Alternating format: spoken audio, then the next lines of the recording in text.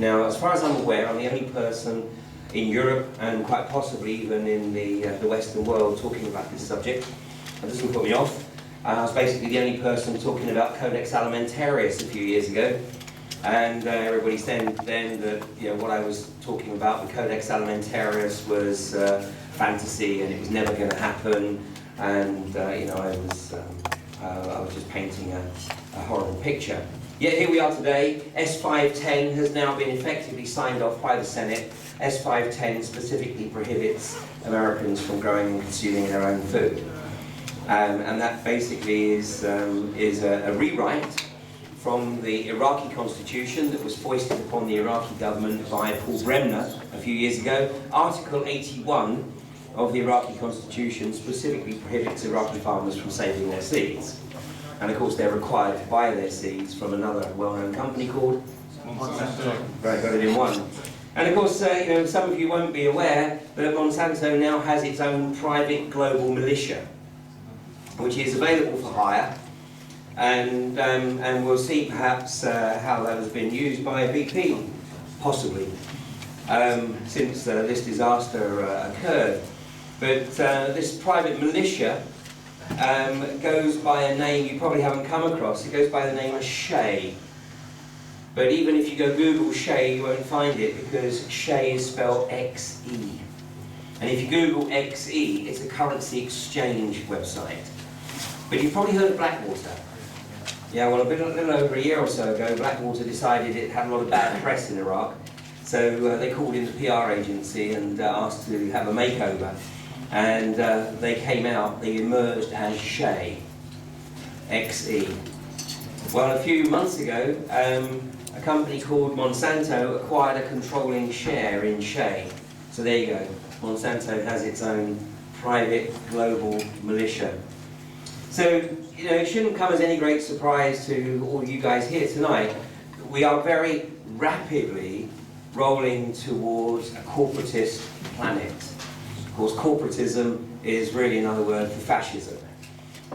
Because basically fascism is ostensibly the control of the state by the corporations, and that's exactly what we have right now. And you're going to see, as we go through the presentation, you're going to see the prima facie evidence that the US is indeed a corporatist state with little regard for the problems that have been caused by BP, little regard for the people affected in the Gulf Coast. So I'm going to break the evening into two halves. I'm going to speak for about 75 minutes or so, and then we'll take a break so you can go have a smoke, charge your glasses, do whatever. So we'll take a break for about 20 minutes, and then I'm going to speak for about another 45 minutes or so, and then we'll have the opportunity for questions and answers. Now, like I said, I'm one of the only people that I'm aware of speaking about this. I am certainly the only person alive that has named the individual that was put on the rig specifically to perpetrate this event. And I'm going to show you tonight how it was done, and perhaps suggest to you as well why it was done. But this event, as far as I'm concerned, in the long term, is going to make 9/11 seem like small potatoes. Because this is far, far, far from over.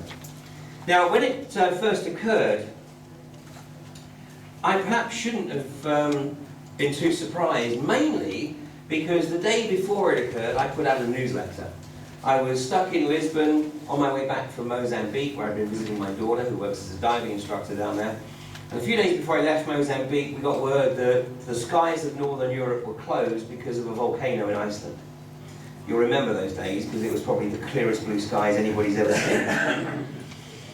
Well, I decided that I would go as far as Lisbon and hang out in Lisbon and try and find a hotel there and wait until things cleared up, and then I could get back to the UK. When I woke up on the morning of the 19th, which was the day after I'd arrived in Lisbon, it struck me it's April the 19th. Well, it wasn't rocket science, the day after April the 18th, but April the 19th for me is very significant because I've been studying the deep geopolitical agenda on a full-time basis now for the best part of 12 years, and on a sort of a loose basis for nearly 7 years before that. April the 19th is the day of sacrifice by fire in the belief system of those who believe themselves to be the rightful rulers of a planetary fiefdom. April the 19th, 1993 was the day of the unprovoked attack on the David Koresh compound in Waco, Texas. There'd been a Mexican standoff for a number of weeks, but then on April the 19th, inexplicably, Clinton supposedly gave the green light to launch the attack on the compound. Of course, it resulted in a firestorm. It's been, I mean, the death estimates are somewhere between 72 and 99, because, I mean, obviously the whole compound was set alight. The fires were undoubtedly started by the Alcohol, Tobacco and Firearms Division of the FBI. The whole building collapsed on top of the cellar, which is where many of the people there, many of them young children, had taken refuge. Well, I'm going to have to save the comments and questions for the end, otherwise we'll be here till tomorrow morning. Okay, sorry. 2 years later, on 1995, we have the lone gunman attack, supposedly, by Timothy McVeigh on the Alfred P. Murrah building in Oklahoma City. If you look at the photographs of that building, it is absolutely not possible for that building to have been destroyed the way the photographs show by a truck bomb. Because this truck bomb defied the laws of nature.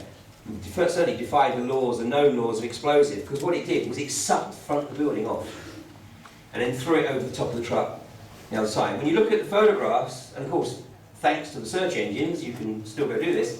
When you look at the photographs, you can clearly see, basically, that the bombs were planted against the stanchions, the support stanchions in the middle of the building, and they blew the whole of the front of the building off. Now, this country has probably more experience of car bombs than any other country, with the possible exception of Israel. So, you know, we know what damage a car bomb does. And basically, generally, it doesn't matter how large the bomb, the structural damage is relatively minor. It's the superficial damage that is caused by a truck bomb. When you put a bomb inside a building, a la the Brighton Hotel, you know, then obviously that's a completely different ballgame. But supposedly, in Oklahoma City, it was a truck bomb. We roll the clock forward to 1999, this time it was April 20th, we have the Columbine High School massacre. So, I mean, go Google April 19th, April 20th for yourselves, and you can see that numerous events that occurred through history on this particular date, often resulting in deaths by fire. And once again, in Oklahoma City, it was children, because supposedly the official story is that Timothy McVeigh was launching a revenge attack what occurred in Waco against the ATF, but nobody from the ATF turned up for work that morning. Gasp of surprise. But a lot of young children had already been dropped off at the nursery that was on the ground or first floor, one of the two.